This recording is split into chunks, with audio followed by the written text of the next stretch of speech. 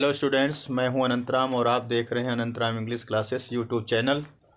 यहां पर हम पढ़ेंगे अनोखा नियम भाग 3।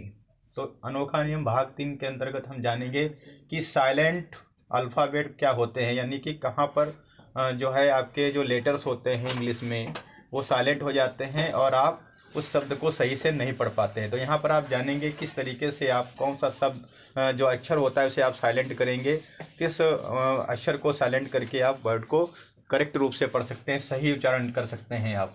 तो देखेंगे यहाँ पर दिया हुआ है नियम। जब किसी शब्द में लगातार दो या दो से अधिक कॉन्सोनेंट्स आते हैं, जब लगातार दो या दो से अधिक कॉन्सोनेंट आते हैं और यदि उनको जोड़कर कोई नई ध्वनि नहीं बनती है, यानी कि उन कॉन्सोनेंट्स को जोड़कर अगर कोई नई ध्वनि नहीं बनती है तो उनमें से जो सबसे बाद वाला होता है कौन कॉन्सोनेंट, वही पढ़ा जाता है।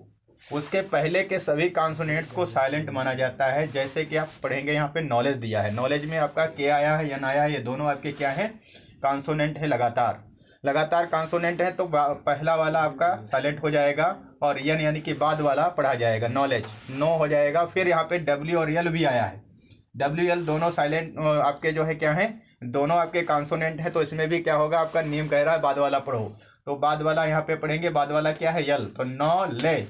और फिर डी और जी दोनों कॉन्सोनेंट फिर आ जाते हैं आपके, तो इसमें भी पहले वाला नहीं पढ़ा जाएगा, बाद वाला पढ़ा जाएगा, तो हो जाएगा जा।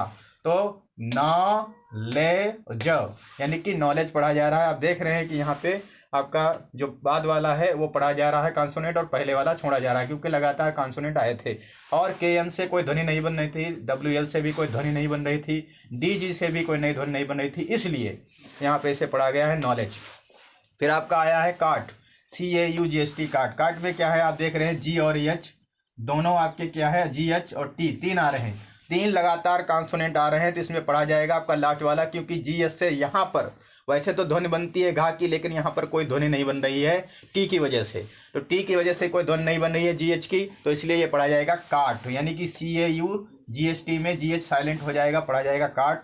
फिर यहाँ पे आया है W और H, WH से कोई नई ध्वनि नहीं बन रही है यहाँ पर, तो यहाँ पर पढ़ा जाएगा W है आपका पढ़ा जाएगा और H साइलेंट हो जाएगा, तो पढ़ा जाएगा ये वाट, क्योंकि WH से कोई भी ध्वनि नहीं बन रही थी यहाँ पे। फिर आपका आया है कॉम, तो यहाँ पे कॉम में आपका यम और बी आया है, यम और बी में आपका क्या हो जाएगा, ये बाद वाला बी पढ़ा जाएगा, यम साइलेंट हो जाएगा, तो हो जाएगा ये आपका कॉम पढ़ा जाएगा यहाँ पे। फिर है शाम, फिर पी और यस यानी कि दो कॉन्सोनेंट लगातार आए हैं, फिर यल और यम ये भी दो कॉन्सोनेंट एक साथ लगातार आए हुए हैं यहाँ पे, तो इसमें आपका पी साइलेंट हो जाएगा और यहाँ पे यल साइलेंट हो जाएगा, पढ़ा जाएगा शाम। शाम मीन्स होता है भजन।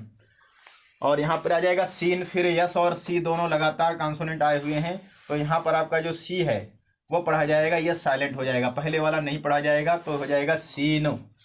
इस तरीके से आपने ये कुछ वर्ड्स यहाँ पर देखे हैं। इसके अलावा बहुत से लाखों करोड़ों वर्ड होते हैं जिनमें कॉन्सोनेंट जो होता है साइलेंट हो जाता है और बाद वाला कॉन्सोनेंट पढ़ा जाता है। विशेष स्थिति क्या होती है, हमने आपको जैसा कि बताया है ऊपर कि अगर कोई ध्वनि बनती है तो उन कॉन्सोनेंट को पढ़ा भी जाता है। जैसे पीएस से फा बनता है, पीएस से क्या बन जाता है, फा बन जाता है, तो और पीएच वाई तीन लगातार कॉन्सोनेंट आए हुए हैं, यहाँ पे लगातार तीन कॉन्सोनेंट आए हैं, हमें वाई पढ़ना चाहिए था, लेकिन यहाँ पे सभी पढ़े जाएंगे। कारण क्या है, यहाँ पे पीएस से फा बन रहा है, फा में ये वाई है, ये छुट्टी की मात्रा निकाल रही है, तो ये हो जाएगा ध्वनि बन रही है यहाँ पे जब ध्वनि बन रही तो आपका हो जाएगा फी, और यह यस आई से जा बन रहा है तो फिजिक्स, और फिर सी से का आधा बन रहा है आपका, क्योंकि इसके बाद कोई वॉवेल नहीं आया है, फिर यस से सा बन रहा है आपका, तो ये हो जाएगा फिजिक्स। यानी कि सभी ध्वनियाँ बन रही थी, यानी कि आपके लगातार कॉन्सोनेंट आए थे लेकिन ध्वनियाँ बन रही थी, तो इसलिए ये पूरा पढ़ा जाएगा, इसमें कुछ साइलेंट नहीं होगा।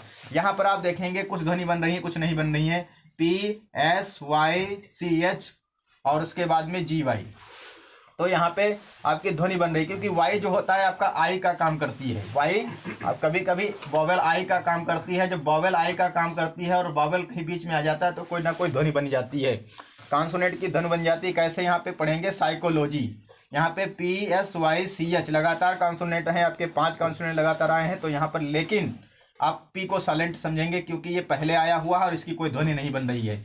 लेकिन यहाँ पे यस के बाद वाई आया तो ये साई बन गया है आपका, शाई बन गया है ये, तो ये साई जब बन गया उसके बाद सी एस से का बन जाएगा आपका, और फिर यहाँ पे ओ आया है, ओ की मात्रा लग जाएगी यहाँ पे, तो साइको हो जाएगा। फिर यल आया है, यल में ओ की मात्रा हो जाए तो लो हो जाएगा। फिर जी के बाद वाई आई का काम कर रही है तो जी हो जाएगा, जा में बड़ी मात्रा। तो यहाँ पर केवल पी साइलेंट हो जाएगा और पढ़ा जाएगा साइकोलॉजी। यहाँ पर क्यों पढ़े गए ये वर्ड्स? क्योंकि यहाँ पर आपकी ध्वनि बन रही थी। तो जब ध्वनि बनती है कॉन्सोनेंट से तो लगातार उनको पढ़ा जाता है, जब ध्वनि नहीं बनती है तो नहीं पढ़ा जाता है। इस तरीके से आप इंग्लिश को अच्छी तरीके से पढ़ सकते हैं, कुछ भी सीख सकते हैं। अंग्रेजी पढ़ने में कोई अड़चन नहीं आएगी। कहाँ पर कौन सा अल्फ़ाबेट, कौन सा लेटर साइलेंट होगा, आसानी से समझ सकते हैं। Thanks for watching.